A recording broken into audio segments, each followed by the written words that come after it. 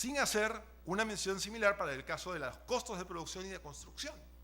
Por lo tanto, podríamos decir, oye, muy bien, no formarán parte de los costos de adquisición, pero no habiendo una norma expresa en la ley del impuesto a la renta para los casos de bienes construidos, bienes producidos, tendríamos que aplicar la norma contable, ¿no?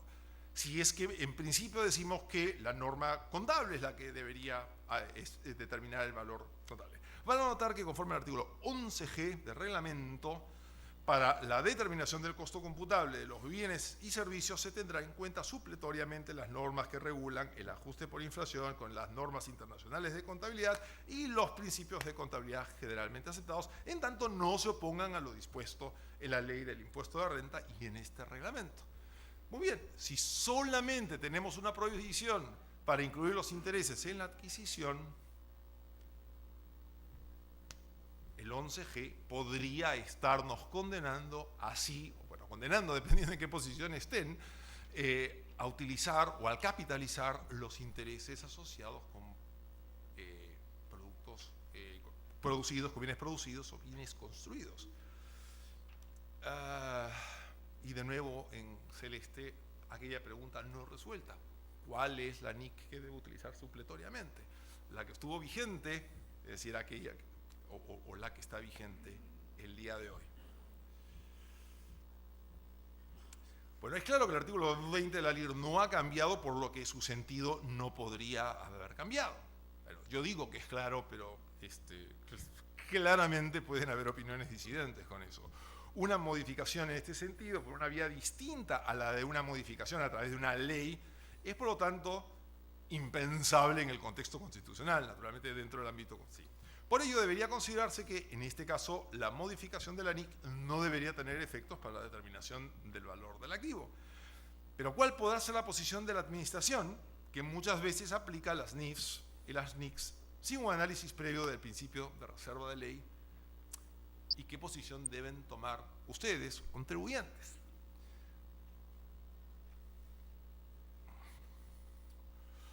Activos intangibles. Básicamente voy a referirme en este punto a los gastos preoperativos. Los gastos preoperativos en la NIC 38 incluye los gastos de establecimiento, que pueden consistir en costos de inicio de actividades, tales como costos legales, administrativos, etcétera, para iniciar costos de apertura, todo lo que necesitamos para iniciar una operación. Incluso incluiría costos de lanzamiento de nuevos productos o nuevos procesos en el caso de una empresa que ya está en funcionamiento. El artículo 37G de la Ley del Impuesto a la Renta nos dice que los gastos de organización, los gastos preoperativos iniciales, los gastos originados en la expansión de actividades de empresas, etcétera, pueden amortizarse en el primer ejercicio o en un plazo máximo de 10 años en forma lineal.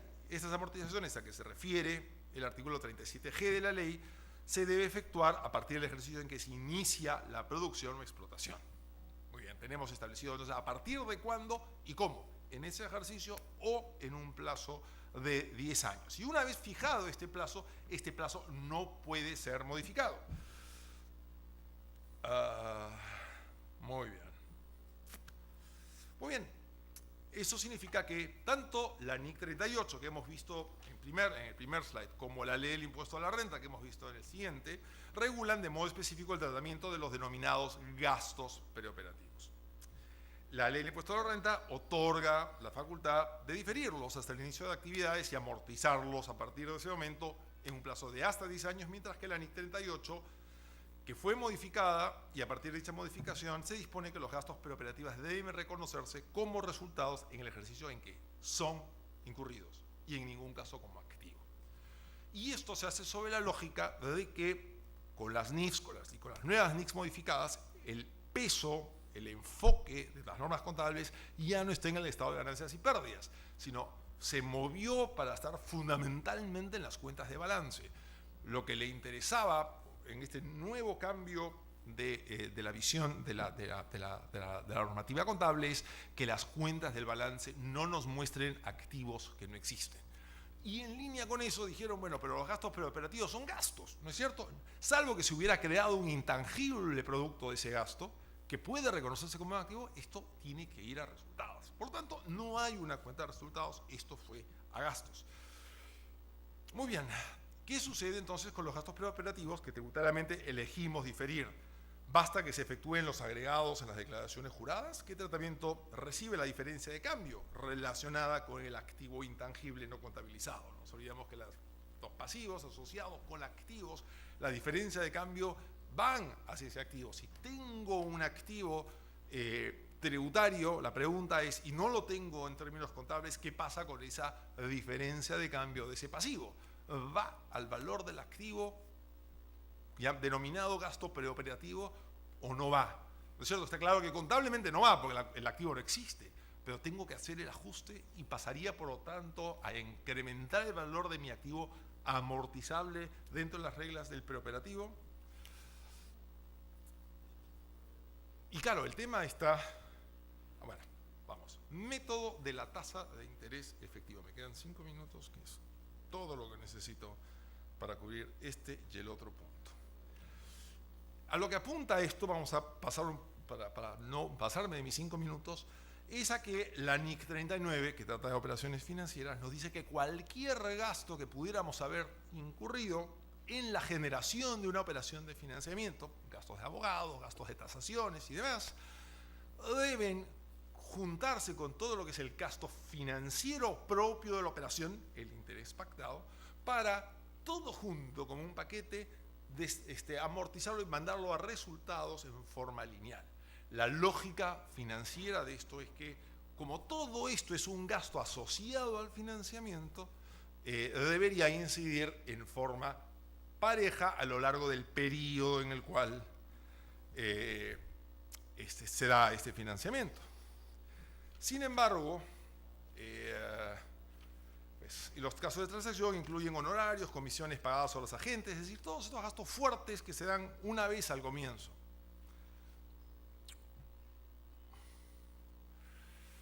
De acuerdo con el referido, los costes de transacción asociados a la contratación de un financiamiento se deben amortizar a lo largo de la vida útil de dicho pasivo. Muy bien. Pero ¿qué nos dice la ley de impuesto a la renta? En el 57, la ley nos señala que los gastos de la tercera categoría se imputan en el ejercicio de su devengo. Y el servicio que me prestaron y que yo pagué al tasador, al abogado que me prestó, son gastos que ya se devengaron, ¿no es cierto? Ya me lo prestaron, me mandaron la factura, lo pagué y no vuelvo a ver más al tasador, no vuelvo a ver más, Dios mediante, a ese abogado. Ahora, ¿qué hago con la NIC 39 que me dice ese gasto, considéramelo en forma lineal? Para nada, ¿no es cierto? El gasto ya se incurrió. La NIC 57 me dice que esto ya se devengó y de acuerdo con la doctrina jurídica está muy claro que se acabó. Sin embargo, tenemos resoluciones del Tribunal Fiscal que nos dice, oye, el devengado deberíamos regularlo de acuerdo con la NIC 18. Pero afortunadamente la NIC 18 no es la aplicable en este caso, sino la NIC 39, por lo cual la referencia, digamos, nos la podemos soslayar. Ahora, ha habido un cambio, tenemos que, estas nociones que están destinadas a un tema totalmente distinto, el financiero, que es tratar de establecer una equiparidad en un manejo lineal para evitar los picos en la presentación del estado financiero, que para el lector del estado financiero dice, esto es una cosa extraordinaria. Y yo, no es una cosa, es parte de este paquete. Contraviene la noción típica fiscal de la capacidad tributaria. Dice, esto yo lo pagué y ya lo pagué y ya no debo, o sea, si ya es un desmedro patrimonial, porque yo puedo prepagar mi crédito y con eso se acabó mi crédito, porque lo tengo que seguir pateando. Si ya tuve el desmedro patrimonial, ya bajó mi capacidad contributiva porque no puedo tomar el gasto de acuerdo con el artículo 57. Y el último punto es el de las mejoras incorporadas con carácter permanente que también van al valor del activo. Ahora, citando como sustento los párrafos del siguiente de la citada NIC, el Tribunal Fiscal ha señalado que Muy bien. El costo computable es el beneficio obtenido con relación al rendimiento estándar. Muy bien. Para que una cosa sea tratada como una mejora, debe ser algún gasto que hemos efectuado en el bien y que genera un rendimiento estándar mayor al originalmente proyectado. Eso además lo recoge el Tribunal Fiscal haciendo cita de una norma internacional de contabilidad. La NIC 16, cuyo texto fue tomado como fundamento por el Tribunal Fiscal de manera uniforme a lo largo de estos años, sin embargo, fue modificada. Y la NIC 16 vigente no contempla una definición del concepto de mejora como si lo contemplaba la NIC anterior. Ahora, ¿qué hacemos? Tenemos una sentencia del Tribunal Fiscal que hace referencia a una NIC que ya no existe, a una definición en una NIC que ya no existe. La NIC existe, pero se les ocurrió eliminar la definición. No sabemos si porque les parecía mala, si les pareció que había que dejarle más libertad al interpretador. La cosa es que la bendita definición ya no existe. Ahora, ¿esta sentencia vale por sí sola o vale en tanto el fundamento, que era la NIC, siga estando ahí? Si no, hoy día es una cita lírica de una canción del recuerdo. Ahora, el derecho civil, sin embargo, nuestro viejo Código Civil, aquel añorado por muchos, afortunadamente no quieren cambiarnos eso, no quieren cambiar la Constitución, así que vamos a tener el mismo derecho civil durante algún tiempo, contempla una clara definición de mejoras en el Código Civil. Y la norma novena, a la que hemos hecho referencia al comienzo, dicen, muy bien, podemos recurrir a otras leyes. ¿Deberíamos recurrir a la definición de mejoras del Código Civil o seguimos recurriendo a la vieja NIC 16 por intermedio del Tribunal Fiscal? Algunas reflexiones, la principal de las cuales es que se me pasó el tiempo. Muchas gracias. Gracias, Rodolfo, por su intervención dentro del plazo previsto. Si nosotros habíamos visto en la primera etapa que tenemos que planificar, tenemos que implementar, tenemos que ir un poco rápido, tenemos que capacitarnos, ahora viene una complicación más, ¿no? Hay que estar en línea con lo que es la parte tributaria, con lo que es el Tribunal Fiscal, con lo que es la jurisprudencia y en fin. Creo que ahora se deja en evidencia lo que debe trabajarse en equipo, pues tanto la parte contable como la parte de asesoría legal. Entonces, vayamos de la mano y creo que vayamos rápido. Me pregunto yo, si esto hacen las empresas mineras que están en buenos estándares, ¿cómo serán las empresas pequeñas? Tendremos que correr como para prepararse como para una maratón. Gracias. La siguiente intervención es de David de la Torre Delgado, socio de Ernst & Young. Él es socio de Ernst & Young hace 16 años, abogado de la Pontificia Universidad Católica del Perú, tiene un máster en Administración de Negocios en la Universidad Adolfo Ibáñez de Chile, es miembro del Instituto Peruano de Derecho Tributario, presidente de la Junta Directiva del Grupo Tributario de la Cámara de Comercio Peruana Americana, del Comité Tributario de la Sociedad Nacional de Minería, Petróleo y Energía. Es docente también de maestría en la Universidad de Lima y en la Universidad Católica de Lima, del Perú. Le damos el uso de la palabra y esperemos que esté dentro del estándar de tiempo porque estamos cumpliendo hasta el momento. Muchas gracias, don Ulises. Mi presentación va a estar focalizada en el tema de cómo impactan estas normas internacionales financieras en el impuesto a la renta y específicamente en relación con el rubro de activo fijo. Vamos a hablar hoy día, hacer una breve introducción sobre contabilidad y tributación, muy breve porque Rudolf creo que ha cubierto buena parte de los temas y dudas que surgen en relación con cómo se relaciona la ley del impuesto a la renta y la normativa en general con las normas internacionales de contabilidad. Y después entraremos de lleno a tocar el tema de los impactos fiscales que pueden generarse con la primera adopción de NIF respecto del rubro de activos fijos. Primero conversemos un poquito y pongamos en contexto el tema. La tributación, específicamente el impuesto a la renta, se aplica sobre el entorno, sobre la base de la realidad económica reflejada por la contabilidad. La propia ley del impuesto a la renta lo reconoce y señala que puede haber diferencias temporales y permanentes por comparación de lo señalado por las normas del impuesto a la renta y aquello que está registrado en la contabilidad según los principios de contabilidad generalmente aceptados. A su vez, señala esta norma que en tanto la ley del impuesto a la renta no lo señala expresamente, la contabilización, la deducción de un gasto no está sujeta a su contabilización. Es decir, solamente la deducción de un gasto estará sujeta al registro contable en tanto la norma expresamente lo señale. Es cierto, y es cierto que existe una tendencia en el Tribunal Fiscal, ya de hace un tiempo, a que se le dé contenido financiero contable a una serie de conceptos: ingresos, gasto, costo computable, devengado.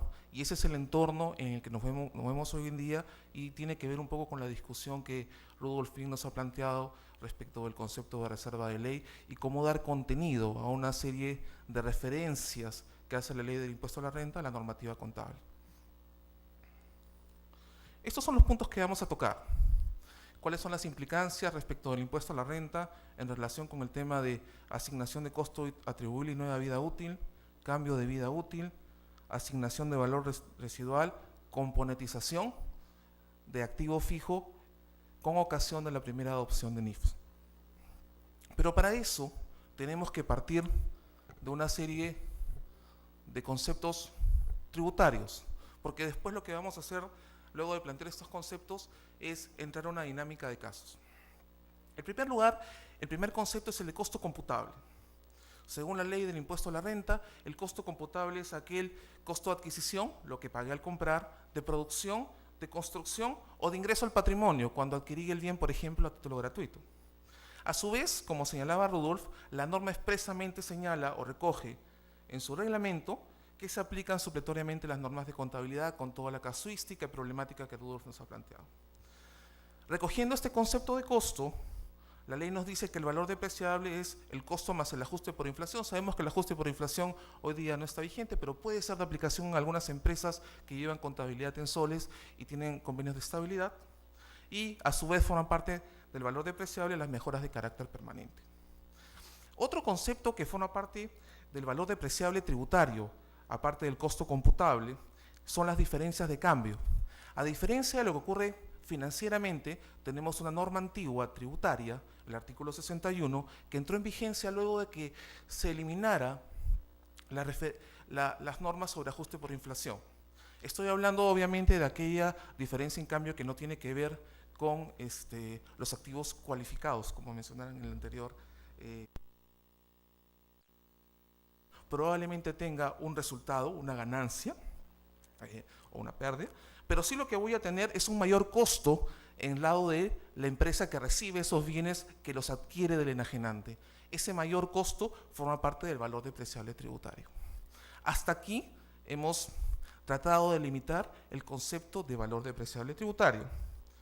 Luego vamos a ver la segunda parte de esta ecuación, la depreciación fiscal, la depreciación tributaria. Costo, ya lo fijamos, vamos a tocar ahora la depreciación. Tenemos dos conceptos básicos. Tenemos una depreciación de tasa fija para edificaciones y construcciones que es de 5%. ¿Qué es una tasa fija? Es una presunción, una vida útil fijada por la ley. No importa lo que pase en la realidad económica, no importa lo que pase en la contabilidad. La ley dice que es 5% y es 5%. Antes la ley decía que era 3% y es 3%. No hay forma de discutirlo. Es una tasa fija, una presunción al respecto de la cual no podemos ir en contra.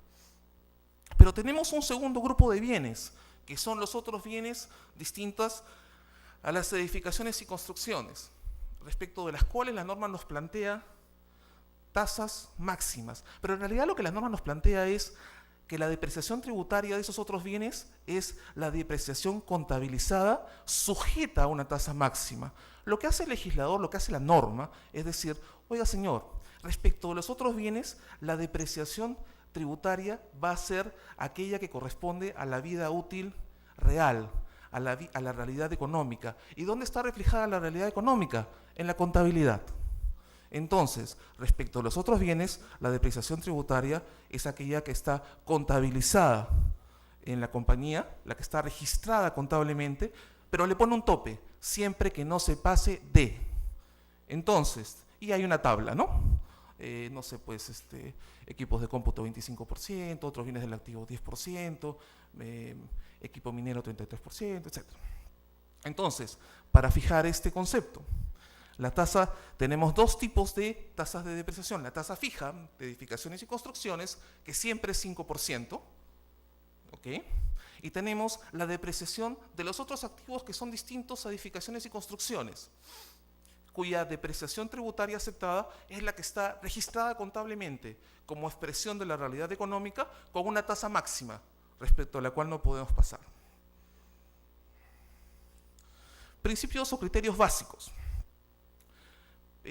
Pensamos que la depreciación tributaria no debe afectarse como consecuencia de las variaciones, incrementos o disminuciones del costo en libros de los activos fijos por la adopción de las normas internacionales de información financiera.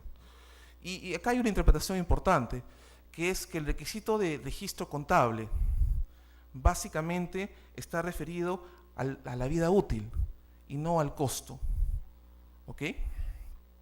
No a la base de cálculo, sino simplemente como un mecanismo de control de la vida útil, de la depreciación, del tiempo en el cual ese bien va a afectar el resultado, pero no respecto de aquellos casos en que se produce una modificación del costo. Ahora vamos a ver más adelante los ejemplos. Le pongo un ejemplo para comenzar. El caso de la diferencia en cambio que yo les comentaba. Imaginemos que compramos un bien que está que en moneda extranjera, se produce una pérdida de cambio, financieramente esa diferencia en cambio se va al resultado, no es un activo cualificado, y tributariamente esa diferencia en cambio afecta el costo del activo, es mayor costo del activo. La pregunta es, ¿podremos cumplir el requisito del registro contable para esa depreciación? No para esa diferencia en cambio, ese mayor valor del activo tributario. La respuesta sería que no, porque simplemente no está registrado como tal. Ya se fue al resultado financieramente hace rato. Pero entonces decimos,